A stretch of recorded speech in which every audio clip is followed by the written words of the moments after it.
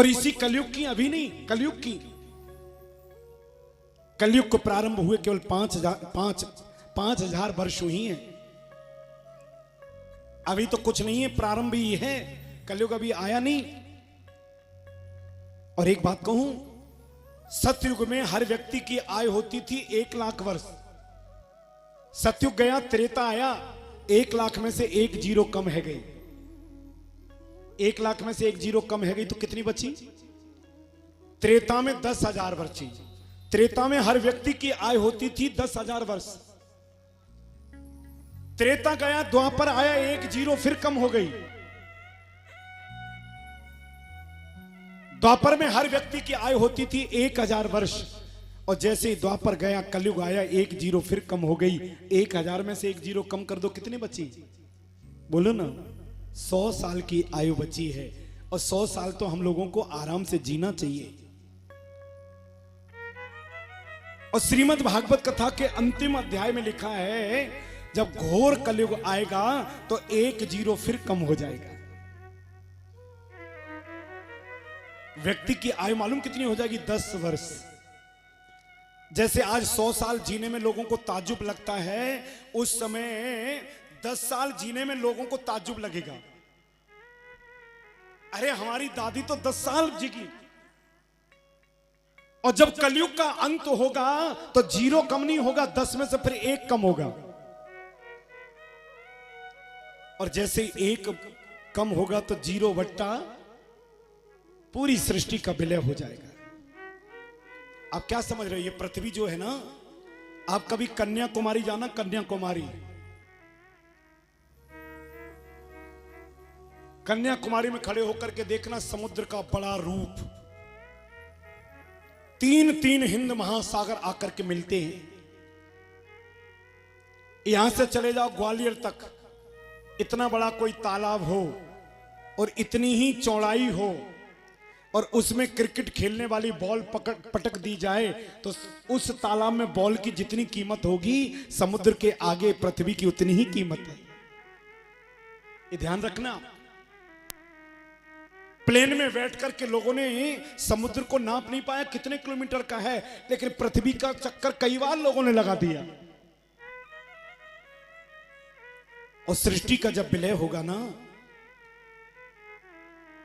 10,000 feet ऊंचा पानी एक साथ आएगा, कुछ न बचेगा, सब कुछ खत्म हो जाएगा। प्रेम से बोलेंगे जय श्री कृष्ण। और बचेगा कौन? जो भगवान के भक्त होंगे। भगवान उसी के ऊपर कृपा करेंगे और आनंद की अनुभूति होगी। प्रेम से बोलेंगे जय श्री कृष्ण। इसलिए आप लोगों से निवेदन करूं, जहां पर भी समय मिले, जैसे मिले परमात्मा को, हे प्रभु, अगला जन्म पता नहीं कहां कैसा मिले, लेकिन आपकी भक्ति करते रहेंगे तो मुझे मालूम है कि आप अपनी शरण में लगा लेंगे और हमको कभी भटकने नहीं देंगे। एक संत ने बड़ा सुंदर कहा है, जाएगा तू यहां से कोई न साथ होगा,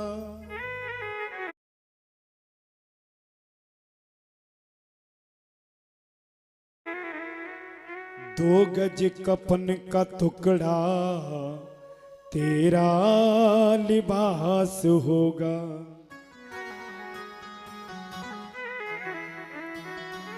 और एक बात कहूं, जितना हम बेटे से प्रेम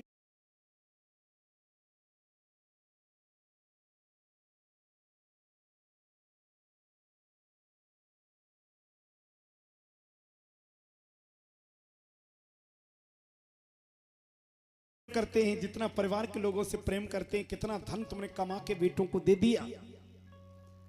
और जिस वक्त व्यक्ति मर जाता है ना, तो आपको सत्य बताऊं, वो कफन लाते हैं तो सबसे सस्ता ढूंढते बाजार में, 30 रुपए मीटर का।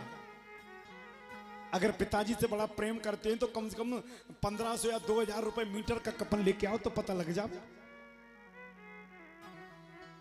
वो तो किसी किराने वाले पे लिखवा देंगे, बस वो ऐसा हो गया दे दो, तो वो भी रखा रहता मच्छरदानी। दो गज कफन का टुकड़ा तेरा लिबास होगा, चुन चुन के रख देंगे, चुन चुन करके लकड़ियों को और तुम्हारे शरीर को रख देंगे।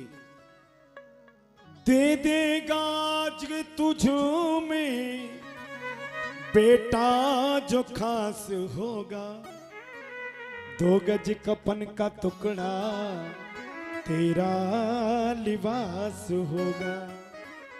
भगवान को पहना दो। जय हो ठाकुर जी।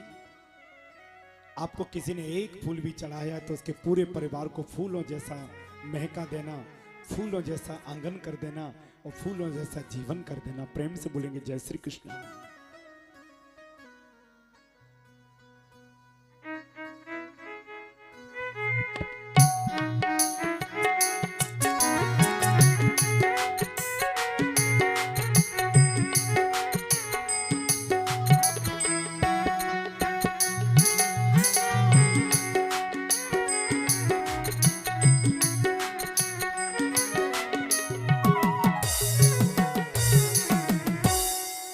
बोली बांके बिहारी लाल की जय।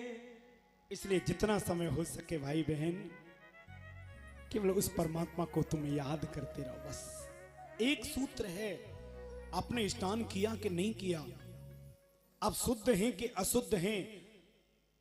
हमारे ऋग्वेद में लिखा है नाभि से ऊपर हर व्यक्ति शुद्ध रहता है। मुख से बैठ करके चाहे बहन हो चाहे भाई हो, किसी भी परिस्थिति में बैठ करके भगवान का भजन कर सकता है। आइए दो बार भगवान का नाम लेते हैं, उसके बाद कथा का आनंद लेंगे। हरे राम राम राम हरे हरे।